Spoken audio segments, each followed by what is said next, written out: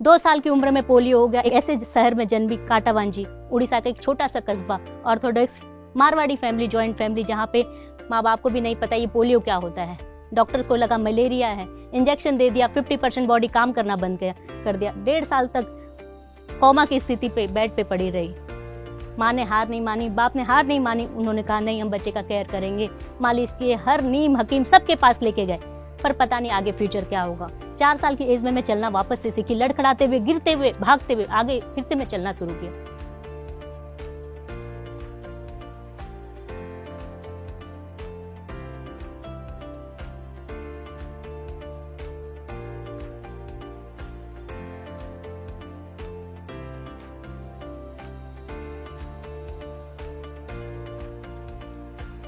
School के लिए जब वो परेशान हुए, एडमिशन नहीं मिल रहा था, कोई भी स्कूल इस बच्चे को लेना नहीं चाहता था। समहाउ कहीं एक स्कूल में एडमिशन मिला।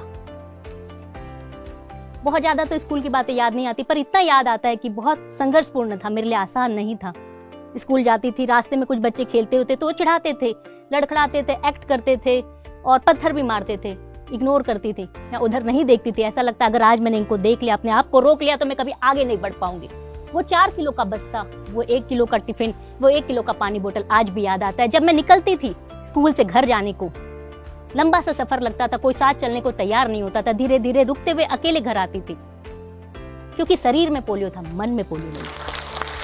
स्कूल की पढ़ाई कंप्लीट हुई, आगे डॉक्टर बनने की इच्छा थी। माँ बाप को कहा तो पापा ने कहा कि नहीं, हमारी फाइनेंशियल पावर इतनी नहीं है। क्या बोलते कैसे बच्चे को, किस तरीके से डिसेबल बच्चे को वो बाहर भेजते, नहीं भेज सकते, तो उनकी मजबूरी थी। समहाउ मैंने कॉमर्स लिया, जो एक कॉलेज था छोटे से गांव पे, वहां कॉमर्स की पढ़ाई कंप्लीट की, ग्रेजुएशन कंप्लीट किया।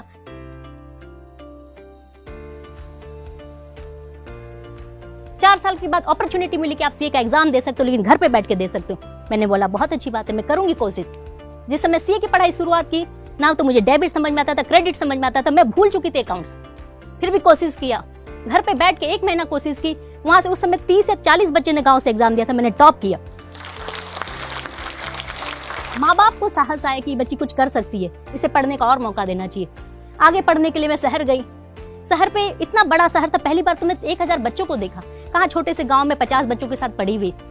बहुत मेहनत की, ऐसा नहीं कि जिंदगी में स्ट्रगल नहीं करना पड़ा, पर मुझे कभी समझ में नहीं आया कि स्ट्रगल क्या होता है। वो आम लोगों को दिखाई देता कि हमारा शरीर काम नहीं देता, लेकिन मन में कभी नहीं था।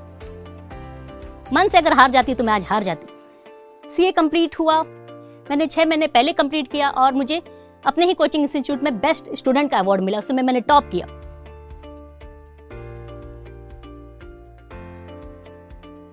घर पे पढ़ा 2-3 महीना, सब उनको समझ में आया कि लड़की मेहनत बहुत कर रही है, लेकिन हो नहीं रहा है। फिर दिल्ली गई, अकेले दम पे दिल्ली गई, वहां पढ़ाई स्टार्ट की, वहां पढ़ाई करी और एग्जैक्ट 1 ईयर में मैं रैंक लेके वापस आ गई। यूपीएससी की लिस्ट में मेरा नाम आया, सबका नजरिया चेंज हो गया। मैं बचपन से एक क्विक डिसीजन रही हूँ, मैं सोच लेती कि मुझे ये करना है तो मैं करके रहती थी, चाहे वो भीड़ से अलग होता है। भीड़ हमेशा क्रिटिसाइज करता है कि क्यों कर रही हो, पगला गई हो। जब मैं सीए से आईएएस बनने का सोचा तो भी लोगों ने यही कहा, तुम्हें पता है तुम सीए भी नहीं रहोगी, आईएएस भी नहीं रहोगी। पर मुझे आज तक के सर्वे में लोगों ने कहा कि you are the first CA in lady officer जो become income tax deputy commissioner. Orissa के छोटे से जगह से पली हुई। जब मैं दिल्ली में प्रिपरेशन करती थी, इनिशियली मुझे लगता था कि मैं एक छोटे से गांव में पढ़ी हूँ, काश मैं कोई यूनिवर्सिटी में पढ़ती, कोई बड़ी जगह में पढ़ती, इंग्लिश मीडियम में ही पढ़ लेती तो शायद मैं कुछ होती। लेकिन जब क्लियर किया, जब एग्जाम में लोगों से कम्पीट किया, चाहे वो आईआईटीएन हो, एमबीबीएस हो, डॉक्टर हो, सर्जन हो, तो भी बात समझ में कोई फर्क नहीं पड़ता। किताबें वही सेम है, ABCD वही सेम है, अ आ इ वही सेम है। पढ़ने का जुनून आपका अलग है। आप उस किताबों की शिद्दत से पढ़िए, मेहनत से पढ़िए, वही आपको आगे लेके जा सकता है। आज की दुनिया में कोई चीज आपको आगे ले जा सकती है सिर्फ एजुकेशन और परिश्रम और विल पावर। मुझे एक बात याद आती है कि जब मेरा एक डॉक्टर जिन्होंने अटल बिहारी वाजपेयी जी का ऑपरेशन किया था घुटनों का, उन्होंने जब मेरा रिपोर्ट देखा, मेडिकल रिपोर्ट, तो उन्होंने एक बात बोली कि सारिका, हमें लगता नहीं है कि तुम चल सकती इस मेडिकल रिपोर्ट के हिसाब से, लेकिन तुम चल रही हो सिर्फ विल पावर के कारण।